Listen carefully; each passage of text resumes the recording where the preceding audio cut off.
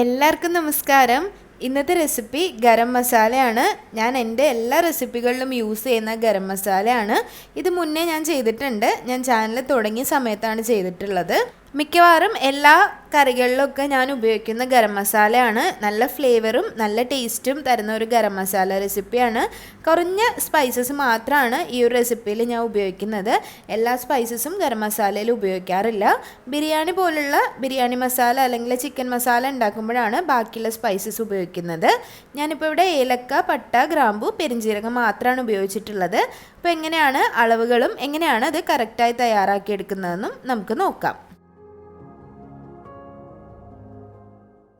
200 gram garam മസാലയാണ് തയ്യാറാക്കുന്നത്. അതിനുവേണ്ടി ഒരു പാൻ ചൂടാക്കുക. അതിലേക്ക് 1/4 കപ്പ് ഗ്രാമ്പു ചേർത്ത് കൊടുക്കാം.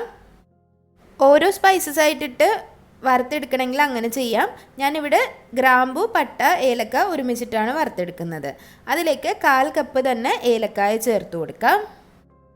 മീഡിയം ഫ്ലെയിമിലാണ് ഇത് റോസ്റ്റ് ചെയ്തെടുക്കേണ്ടത്. നമ്മൾ എടുക്കുന്ന എല്ലാ സ്പൈസസിൻ്റെയും ആ ഒരു കറക്റ്റായി റോസ്റ്റ് ചെയ്ത് വരാനുള്ള സമയം വ്യത്യാസമാണ്. പക്ഷേ ഏകദേശം പട്ട, ഗ്രാമ്പു, ഏലക്ക കുറച്ച് ഹാർഡായിട്ടുള്ള സ്പൈസസ് ആയതുകൊണ്ട് തന്നെ ആദ്യം അങ്ങ് ഒരുമിച്ചിട്ട് വറുത്തെടുക്കുന്നതിൽ പ്രശ്നമില്ല. ഇതിലേക്ക് 1/4 കപ്പ് പട്ട കൂടി ചേർത്ത് കൊടുക്കാം. പട്ടയും ഏകദേശം ഒരു 20 ഗ്രാമാണ് എടുത്തിട്ടുള്ളത്, 1/4 കപ്പ് അളവിൽ. ഇനി നിങ്ങളുടെ കയ്യിൽ വലിയ പീസ് പട്ടയാണെങ്കിൽ ഇതുപോലുള്ള ഒരു 3 പീസ് പട്ട ഉപയോഗിക്കാം. ചെറുതായിട്ടൊന്ന് കട്ട് ചെയ്തിട്ടിട്ട് ഉപയോഗിക്കാവുന്നതാണ്. സ്പൈസസ് റോസ്റ്റ് ചെയ്തെടുക്കുമ്പോൾ എപ്പോഴും ഒരു മീഡിയം ഫ്ലെയിമിൽ തന്നെ റോസ്റ്റ് ചെയ്തിട്ട് എടുക്കുക. ഒരുപാട് ഹൈ ഫ്ലെയിമിൽ വെച്ചാൽ വളരെ പെട്ടെന്ന് തന്നെ അത് കരിഞ്ഞു പോകാൻ ചാൻസ് ഉണ്ട്. മീഡിയം ഫ്ലെയിമിൽ വെച്ച് ചെയ്തെടുക്കാം.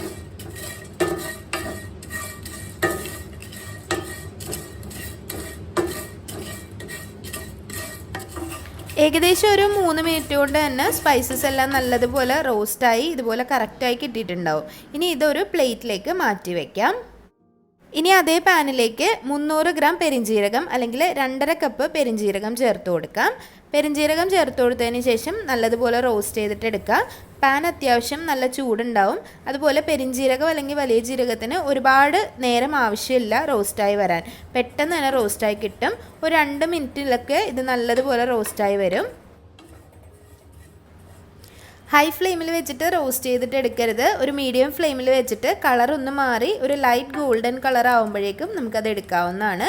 അത് മനസ്സിലാകും ആ ഒരു കളർ മാറിയിട്ടുണ്ടാകുമ്പോൾ. അതുപോലെ നല്ലൊരു ഫ്ലേവറും വരും. പിന്നെ ഒരുപാടിട്ട് റോസ്റ്റ് ചെയ്യരുത്. അങ്ങനെ ചെയ്താൽ ആ ഒരു സ്പൈസസിൻ്റെ ആ ഒരു സ്മെല്ല് അല്ലെങ്കിൽ ആ ഒരു അരോമ മാറിപ്പോവും.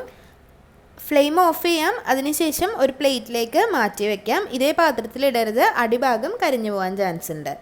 നല്ലതുപോലെ ചൂടാറിയതിന് ശേഷം മാത്രം ഒരു മിക്സിയുടെ ജാറിലിട്ട് ഇത് അടിച്ചെടുക്കാം. മിക്സിയുടെ മീഡിയം സൈസ് ജാർ എടുക്കുക. ചെറിയ ജാർ എടുക്കുന്നതിനെക്കാട്ടിലും മീഡിയം സൈസ് ജാർ എടുക്കുന്നതാണ് നല്ലത്. അതിലേക്ക് ആദ്യം നമ്മൾ റോസ്റ്റ് ചെയ്ത് വെച്ചിട്ടുള്ള സ്പൈസസ് ഇട്ട് കൊടുക്കുക. കുറച്ച് ഹാർഡായിട്ടുള്ള സ്പൈസസ് ആദ്യം ഒന്ന് പൊടിച്ചെടുത്തതിന് ശേഷം രണ്ടാമത് പെരിഞ്ജീരകം കൂടി ചേർത്ത് പൊടിച്ചെടുക്കാം.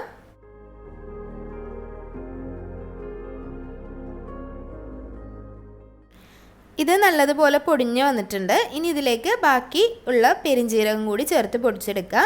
മിക്സിയിലിട്ട് പൊടിക്കുമ്പോൾ ആകെ ശ്രദ്ധിക്കാനുള്ളത് ചൂടോടെ പൊടിച്ചെടുക്കാൻ പാടില്ല. ചൂടാറിയതിന് ശേഷം മാത്രം ഇതിങ്ങനെ പൊടിച്ചെടുക്കണം. നല്ല ഫ്ലേവറും നല്ല ടേസ്റ്റും കറക്കി തരുന്ന ഒരു ഗരം മസാല ഇവിടെ തയ്യാറായിട്ടുണ്ട്. ഈ ഒരു ഗരം മസാല എല്ലാ കറികൾക്കും ഉപയോഗിക്കാവുന്നതാണ്. അതുപോലെ ഒരുപാട് അളവിൽ ഗരം മസാല തയ്യാറാക്കാതിരിക്കുന്നതാണ് നല്ലത്. വളരെ കുറഞ്ഞ അളവിലൊക്കെ തയ്യാറാക്കി സൂക്ഷിക്കുന്നതാണ് നല്ലത്. അതാവുമ്പോൾ നമുക്ക് ആ ഒരു ഫ്ലേവർ എപ്പോഴും മെയിൻറ്റെയിൻ ചെയ്യാൻ പറ്റും. യൂസ് ചെയ്യുന്ന ഗരം മസാല വേറൊരു കുപ്പിയിലാക്കിയിട്ട് ഉപയോഗിക്കുക. ബാക്കിയുള്ളത് ഫ്രിഡ്ജിൽ വെച്ച് സൂക്ഷിക്കാവുന്നതാണ്. ഏകദേശം 200 ഗ്രാമാണ് ഈ ഒരു അളവിൽ തയ്യാറാക്കിയാൽ കിട്ടുന്നത്. അപ്പോൾ വീഡിയോ എല്ലാവർക്കും ഇഷ്ടമായെന്ന് വിചാരിക്കുന്നു. വീഡിയോസൊക്കെ ഇഷ്ടമാകുന്നുണ്ടെങ്കിൽ ലൈക്ക് ചെയ്യുക, ഷെയർ ചെയ്യുക, സബ്സ്ക്രൈബ് ചെയ്യുക. അതുപോലെ നിങ്ങളുടെ ഫ്രണ്ട്സിനും ഫാമിലിക്കും ഒക്കെ ഒന്ന് ഇത് ഷെയർ ചെയ്ത് കൊടുക്കുക. ഇനിയും നല്ല നല്ല റെസിപ്പികളായിട്ട് വരുന്നതായിരിക്കും. അതുവരേക്കും താങ്ക്